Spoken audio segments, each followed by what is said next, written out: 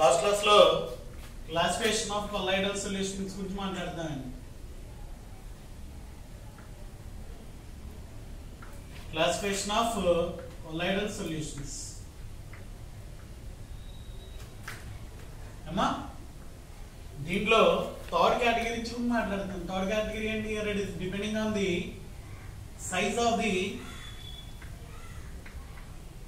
size of the dispersed phase particles. Dispersed phase particles గురించి మాట్లాడు. Here దీంట్లో third size ఏంటి? దీంట్లో 3 కేటగిరీస్ ఉన్నాయని మాట్లాడాం. Here first one is macromolecular, one is multimolecular, and third one is aggregated colloidal solutions. Aggregated colloids. ఈ third category అనేటువంటి దీని గురించి మాట్లాడాలండి ఈరోజు. ఏమా ఏంటిది అనేటువంటి దాన్ని చూసినట్లయితే here some of the substances at lower concentrations they behave like strong electrolytes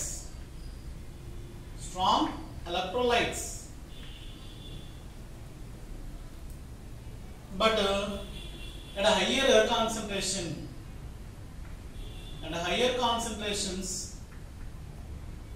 they are converted to colloidal solutions.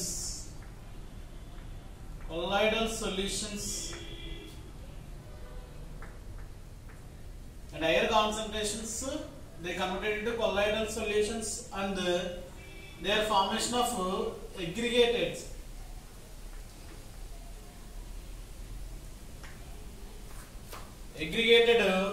molecules. Aggregated means it is nothing but grouping it. అంటే ఒకే చోటకి ఒక గుంపుగా జాయిన్ అయిపోతాయి. ఇలాగా అగ్రిగేషన్ జరిగినట్లయితే the type of aggregated molecules are formed. It is said to be మిసెల్.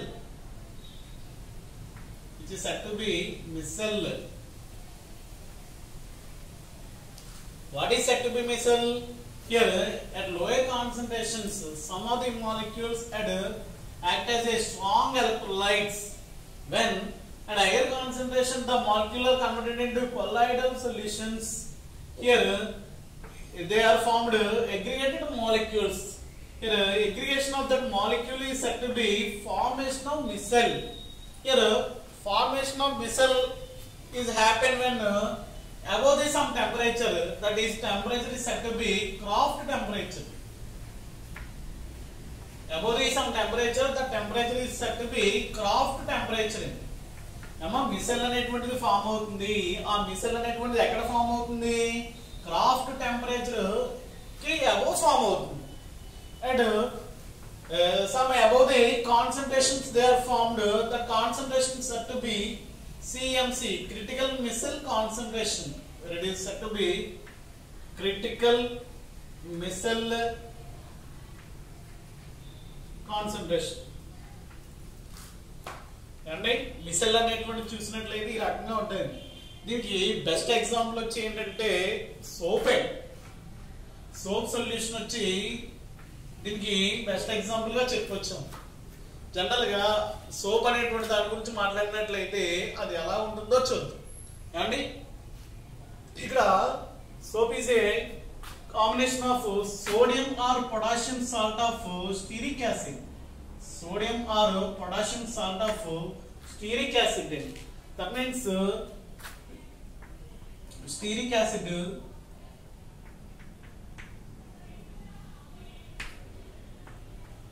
here they are combined to form sodium or potassium stearate. Here the formula for this compound is C17H35 COO Na or COO. Here in this compound basically hydrolysis they are converted into 2 types. Here C17H35 COO minus plus, which is converted into Na plus. Here in this stearate ion, which is said to be stearate ion, here in this stearate ion, two parts are there. One is which is carbon chain. That means here in the case of this compound, which is having how many carbon atoms? C17. 17 carbons తో form అవుతుందండి. అది ఎలా ఉంటుంది అనేటువంటిది search అవుతుంది.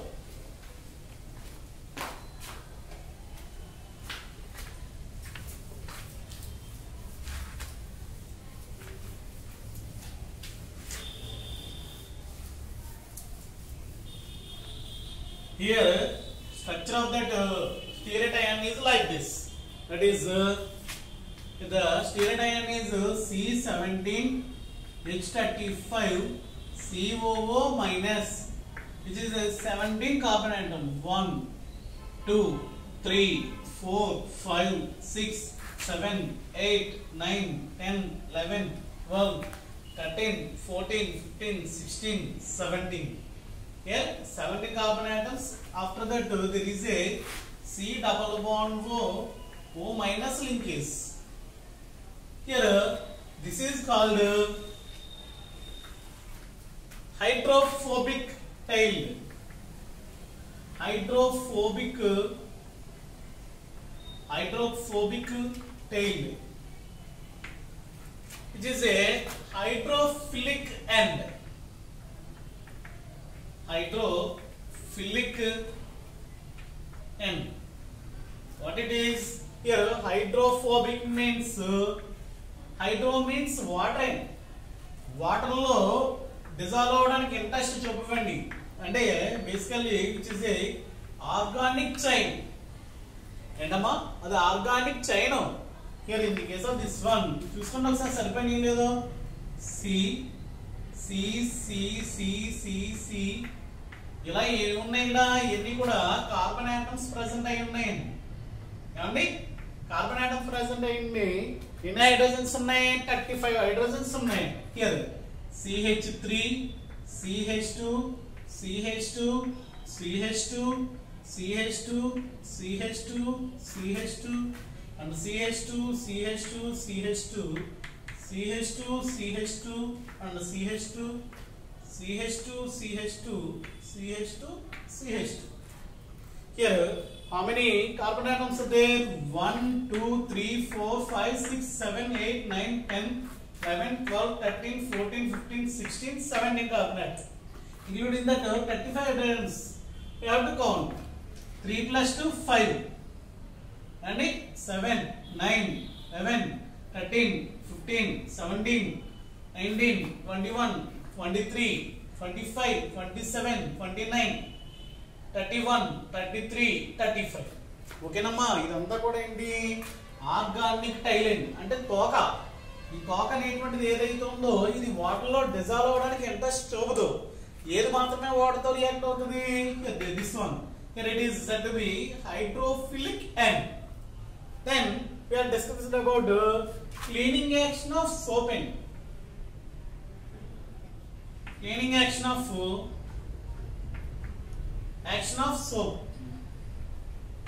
So general గా soap అనేటువంటి దాని యొక్క క్లీనింగ్ యాక్షన్ ఏ రకంగా జరుగుతుందో మనకి ఏ విధంగా మనకి ఇది క్లీన్ చేస్తుంది అనేటువంటి విషయం గురించి డిస్కస్ చేద్దాం. కానీ ఇక్కడ చూసినట్లయితే సోప్ అనేటువంటిది చూసినట్లయితే ఏ రకంగా మనకు ఉంటుందంటే ఫస్ట్ సపోజ్ క్లాత్ తీసుకున్నట్లయితే దీని మీద ఒక గ్రీజ్ ఉందనుకుందాం. గ్రీజ్ మనకి ఏదైతే ఉందో అది మనకి కంటికి కనిపించేలాగా దీన్ని ఎలా చేసాం. ఎప్పుడైతే ఒక గ్రీజ్ మార్క్ ఉంది ఈ గ్రీజ్ మార్క్ కి మనం ఏం చేస్తామంటే సోప్ అప్లై చేస్తాం. Nothing but soap is nothing but detergent అంటే మన క్లాత్ గురించి మాట్లాడుతున్నాం. మనుషులు రాసుకునేది కాకుండా సోప్ దేని గురించి మాట్లాడుతున్నాం అంటే బట్టలు ఉతికేటువంటి దాని గురించి మాట్లాడుతున్నాను. బట్టలు ఉతికేటువంటి దాన్ని ఏమంటాం మనం? డిటర్జెంట్ అని చెప్తాం. డిటర్జెంట్ గురించి మాట్లాడుతున్నాం. అంటే ఇది గ్రీజ్ మార్క్. ఎప్పుడైతే ఈ గ్రీజ్ మార్క్ కి నువ్వు ఇక్కడ ఉన్నటువంటి డిటర్జెంట్ అనేటువంటిది అప్లై చేస్తావో ఏమవుతుందంటే grease is a organic substance. Hydrocarbon తో తయారవుతుంది.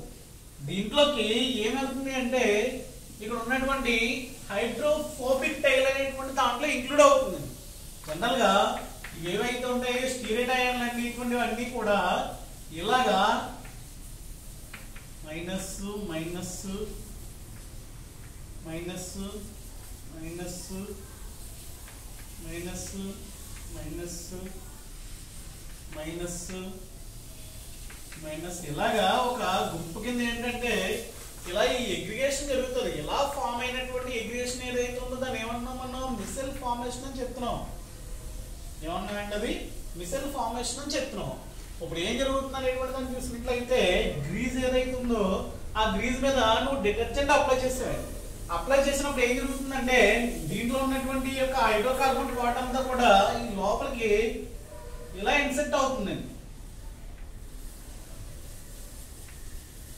ఇన్సెక్ట్ అయిన తర్వాత దీని మీద హైడ్రోఫిలిక్ ల్యాండ్ ఉంది కదమ్మా. హైడ్రోఫిలిక్ ల్యాండ్ ఏదైతే ఉందో అది ఈ యొక్క సర్ఫేస్ మీద ఎలా ఉంటుంది. నువ్వేం చేసావు క్లాత్ మీద గ్రీజ్ అనేటువంటి దాని మీద ఉంది. ఆ గ్రీజ్ కి ఏం అప్లై చేసావు డిటర్జెంట్ అప్లై చేసినట్లయితే నీకు ఈ రకంగా జరిగింది. నేనట్లయితే ఇప్పుడు ఏం చేస్తున్నావు నెక్స్ట్ ఎప్పుడైతే డిటర్జెంట్ అప్లై చేస్తామో తర్వాత మనం ఏం చేస్తాం వాటర్ తో క్లీన్ చేస్తాం. It is a hydrophilic end. That means they are ready to react with water. దేంతో రియాక్ట్ అవ్వడానికి సిద్ధంగా ఉంటాయి వాటర్ తో రియాక్ట్ అవ్వడానికి సిద్ధంగా ఉంటాయి. ఎప్పుడైతే నువ్వు వాటర్ అనేటువంటి దీంట్లో నువ్వు వేసావో వాటర్ క్లీన్ చేసి ఏమవుతుంది ఇవన్నీ ఎడ్స్ కూడా వాటర్ తో బయటకు వచ్చేస్తాయి.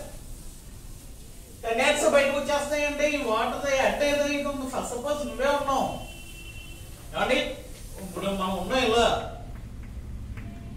ఇది ఈ పాట్ అనుకుందాం. ఇది మన హెడ్. ఒకడు ఏం చేస్తున్నాడంటే ఇలా తలతో మనం తీస్తున్నాడు. తీస్తే మన తల ఒకటి వస్తుందా మొత్తం వంటతో సహా బయటకు వస్తామా. అదే టైప్ లో వాటర్ తో క్లీన్ చేసినప్పుడు ఏమవుతుంది ఈ యొక్క హైడ్రోకార్బన్ పార్ట్ కూడా ఏమవుతుందంటే ఈ యొక్క హైడ్రోఫిలిక్ పార్ట్ తో పాటు బయటకు వచ్చేస్తుంది. ఈ యొక్క హైడ్రోఫోబిక్ పార్ట్ ఏదైతే ఉంది ఈ పార్ట్ ఎక్కడ ఉంది గ్రీజ్ లో ఉంది కాబట్టి ఇది ఏం చేస్తుంది ఈ గ్రీజ్ మార్క్ కూడా తీసుకుని ఇలాగా బయటికి రావడం జరుగుతుంది. అంటే మనకి ఉన్నటువంటి ఆ క్లాత్ ఏదైతే ఉందో అది ఇలాగా క్లీన్ అవడం జరుగుతుంది. This is set to be cleaning action of soap. Okay ఇక్కడ ఏం జరిగింది అనేటువంటి దాన్ని చూసినట్లయితే మనకి ఈ యొక్క కొలాయిడల్ పార్టికల్స్ అనేటువంటివన్నీ కూడా మనకి ఇలాగా మిసెల్ ఫార్మేషన్ జరుగుతుంది. సోప్ గురించి మాట్లాడినట్లయితే సోప్ లో దేంతో తయారవుతుంది sodium or potassium salt of stearate తో తయారవుతుంది. దీంట్లో హైడ్రోకార్బన్ పార్ట్లన్నీ కూడా ఇలా గుంపుడిపోయి మనకి ఈ రకమైనటువంటి స్ట్రక్చర్ వస్తుంది. నువ్వేం చేస్తున్నావు గ్రీజ్ మనకు ఉన్నటువంటి క్లాత్ తీసుకుని దానికి అప్లై చేసినట్లయితే హైడ్రోకార్బన్ పార్ట్ ఏదైతే ఉందో పార్ట్ అంతా కూడా లోపలికి ఇన్సెక్ట్ అవుతుందండి.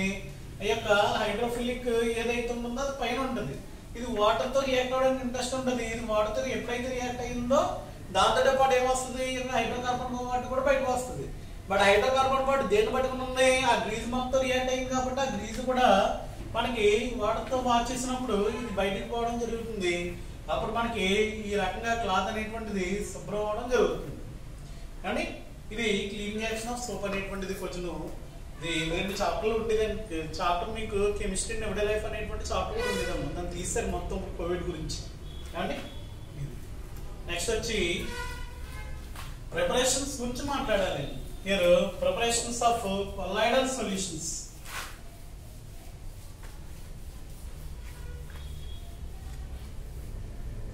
దెన్ ప్రిపరేషన్స్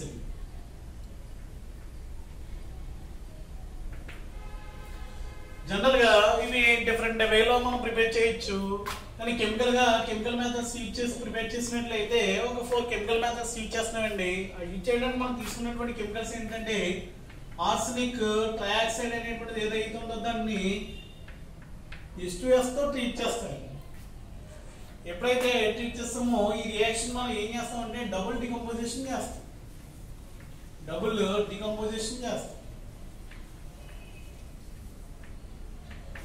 డికంపోజ్ అయినప్పుడు ఏం జరుగుతుంది అంటే which is converted into arsenic sulphide form అవుతుందండి. 3 moles ఆఫ్ H2O అనేటువంటిది ఇక్కడ రావడం జరుగుతుంది. దెన్ సెకండ్ ఆక్సిడేషన్ చేస్తాం అమ్మా. నెక్స్ట్ ఏం చేస్తామంటే ఇక్కడ ఆక్సిడేషన్ చేస్తూ ఆక్సిడేషన్ సంబంధించి H2S తీసుకుంటూ H2S తీసుకుని దానికి 2 moles ఆఫ్ వాటర్ అనేటువంటి దాన్ని తీసుకున్నట్లయితే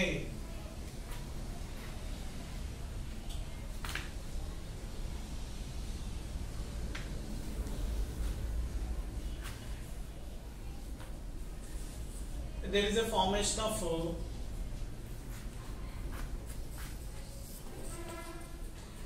ఇక్కడ సల్ఫర్ డయాక్సైడ్ తీసుకుంటాం SO2.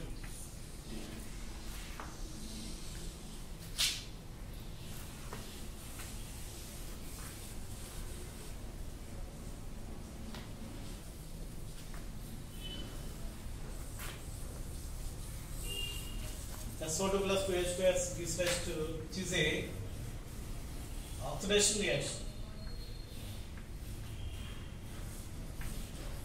And there is a formation of 3S, including that there is formation of 2 moles of water molecules H2. Then reduction reaction ki AuCl3 తీసుకుంటాం.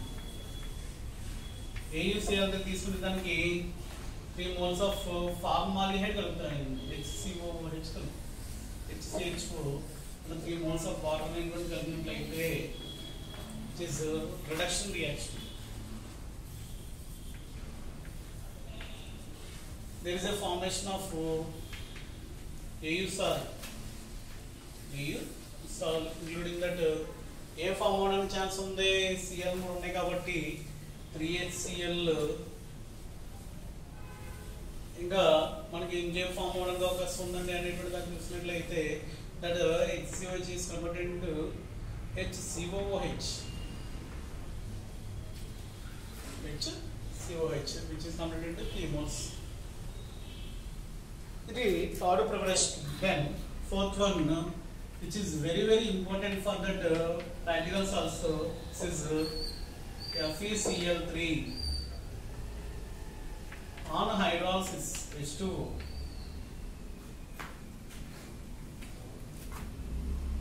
There is a formation of FeOH thrice plus 3 moles of HCl. FeOH thrice plus 3 moles of HCl formation జరుగుతుంది, which is called hydrolysis reaction. Hydrolysis. ఇక్కడ మనం colloidal solutions ఏవైతున్న వాటిని there are chemical methods for preparation of that colloidal solutions in chemical methods. ఏ రకంగా prepare చేస్తామన్నా, first వచ్చి double decomposition అనేటువంటి reaction, second వచ్చి ఆక్సిడేషన్ రియాక్షన్, థర్డ్ వచ్చేంటి reduction reaction, and fourth one వచ్చి హైడ్రాలిసిస్ అనేటువంటి రియాక్షన్ తో మనం ఈ రకంగా ప్రిపేర్ చేస్తాం. ఇప్పుడు వరకు కూడా ఇటువంటి కంటెంట్స్ అడగలేదండి, జస్ట్ ఏంటంటే వాట్ ఉన్నదే లేదనేటువంటి చెప్పడమే అంతే. Then second method, Bragg arc method, second preparation.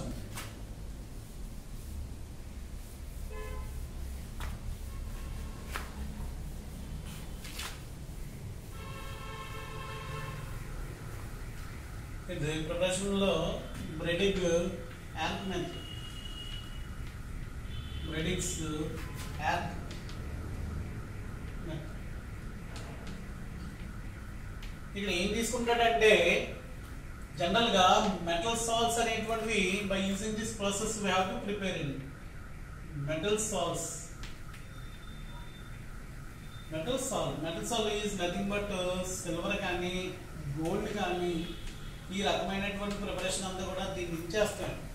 ఏమో గోల్డ్ సాల్ కానీ సిల్వర్ సాల్ కానీ ఈ రకమైనటువంటి ప్రాసెస్ యూజ్ చేసి తయారు చేస్తాం. నేను తయారు చేయడానికి ఏం తీసుకుంటాం అంటే ఒక apparatus తీసుకుంటే ఇలా ఏం చేస్తాం అనేప్పుడు దాన్ని చూసినట్లయితే ఇక్కడ డిస్పర్షన్ మీడియం ఉంటుంది.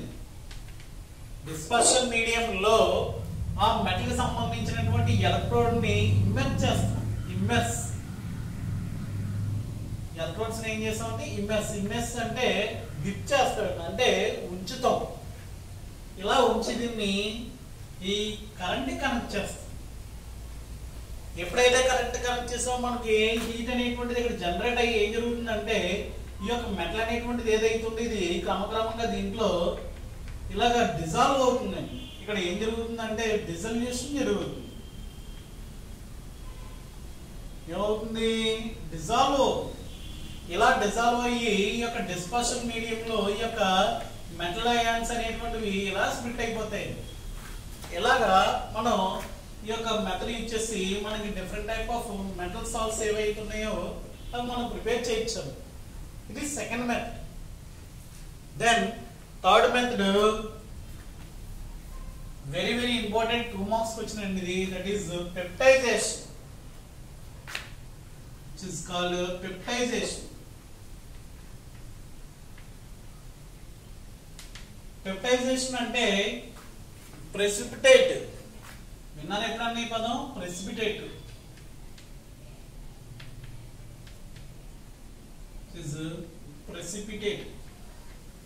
ప్రెసిపిటేట్ అంటే ఏదన్నా మనం ఒక రియాక్షన్ చేసినప్పుడు మనకి పెరుగులాగా, అంటే పెరుగుని వాటర్ వేస్తే ఎలా ఫామ్ అవుతుంది, చిన్న చిన్న పలుకుల కింద, అలాగా ఒక రకమైనటువంటి ఫార్మేషన్ జరుగుతుందండి.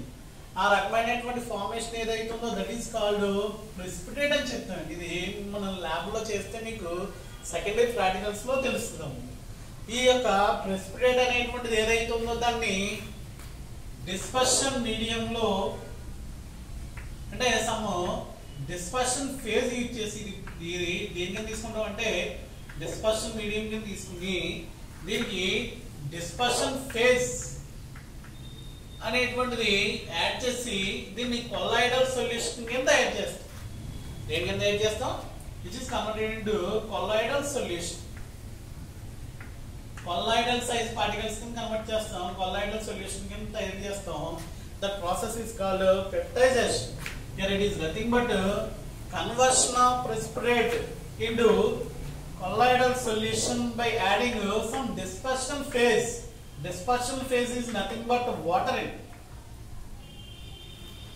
By adding some dispersion phase, which is called, the process is called peptization.